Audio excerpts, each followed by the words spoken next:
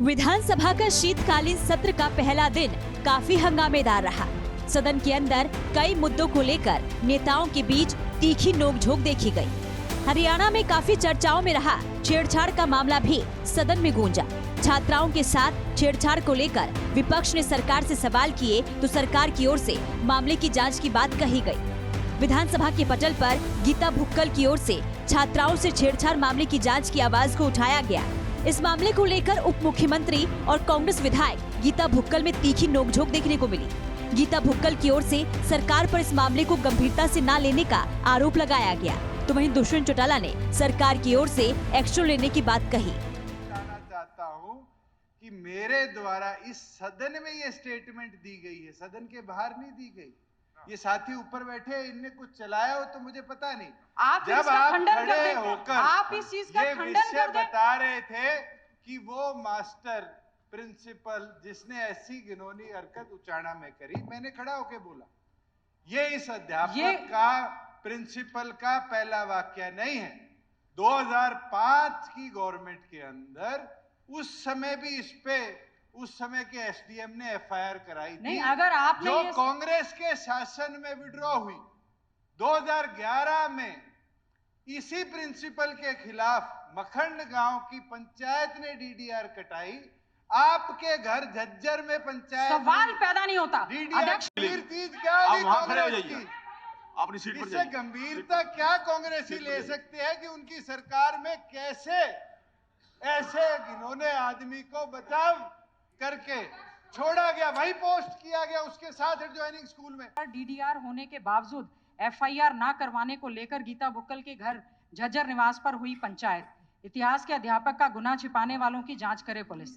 अध्यक्ष महोदय, या तो इस बात का प्रूफ दें, नहीं तो खड़े होकर सदन में माफी मांगे। इस तरह का इतना बड़ा एलिगेशन इनके विधानसभा उच्चाणा क्षेत्र के गांव में बच्चियों के साथ यौन शोषण हो जाता है, उनको बचाव करने की बजाय इतनी घिनौनी स्टेटमेंट। इस मामले की गंभीरता को देखते हुए खुद मुख्यमंत्री मनोहर लाल ने भी इस मामले की जांच की बात कही। गाँव में भी ठीक नहीं है। हमको वास्तव में ये 2005 का विषय या 2011 का विषय या 2023 का विषय, वास्तव में पर्टिकुलर किसी एक ही अध्यापक के खिलाफ ही सारी चीजें जा रही हैं। उस समय क्या हुआ, 11 में क्या हुआ, आज क्या हुआ, तो मैं तो ऐसा सुझाव देता हूँ, चाहे तो किसी सीनियर पुलिस अधिकारी के, क्योंकि पुलिस के पास सारे विषय हैं, या किसी एजुकेशन नहीं, फिर ये आरोप लगेगा कि पुलिस इनकी है और इन्होंने पुलिस को कह करके इंक्वायरी जो बाहर से भी करना है, तो कोई ऐसे योग्य व्यक्ति जो तीनों घटनाओं को, या तो एजुकेशन डिपार्टमेंट का। नहीं, विधानसभा नहीं खोज कर सकती। विधानसभा खोज नहीं कर पाएगी इसकी। विधानसभा में तो रिपोर्ट आएगी उसको।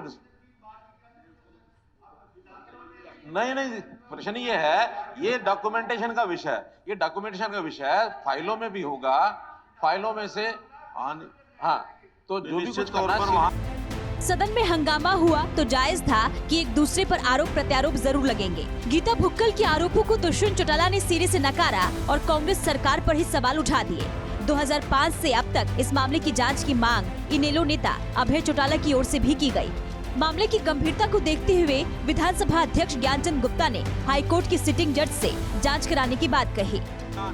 जो आरोप प्रत्यारोप लगे हैं, जो फैक्ट्स आपके पास हैं या उनके पास है, कि 2005 से लेकर के क्या उस जो अध्यापक था उसकी क्या क्या व्यवहार रहा है, किस किस प्रकार से उसको टर्मिनेट किया गया या सस्पेंड किया गया है, किस प्रकार से दोबारा उसकी नियुक्ति हुई है, ये सारी चीजों की जांच हम जो हाई कोर्ट के सिटिंग जज के लिए हम रिक्वेस्ट करेंगे कि हाई कोर्ट के जज से उसकी जांच कराएं। भुक्कल के घर पे बैठक हुई, पंचायत हुई, और उस 2011 में उस पंचायत के अंदर फिर उस अध्यापक को बचाने की बात कही गई सरकार की तरफ से। आज भी उसको बचाने का काम हो रहा है। एक मिनट सुन लो, आप ये कहते हो कि हमने उसको टर्मिनेट कर दिया।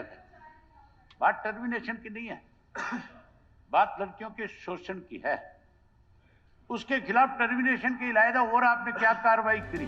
आपको बता दें कि जींद के उचाना के सरकारी स्कूल में प्रिंसिपल पर करीब 142 छात्राओं ने छेड़छाड़ के आरोप लगाए हैं, जिसकी जांच के लिए सरकार की ओर से एसआईटी को मामले की जांच सौंपी गई थी। अब शीतकालीन सत्र में मामला उठा और जांच के लिए सरकार हाईकोर्ट के जज से सिफारिश करेगी। चंडीगढ़ से रवि चंदेल की रिपोर्ट।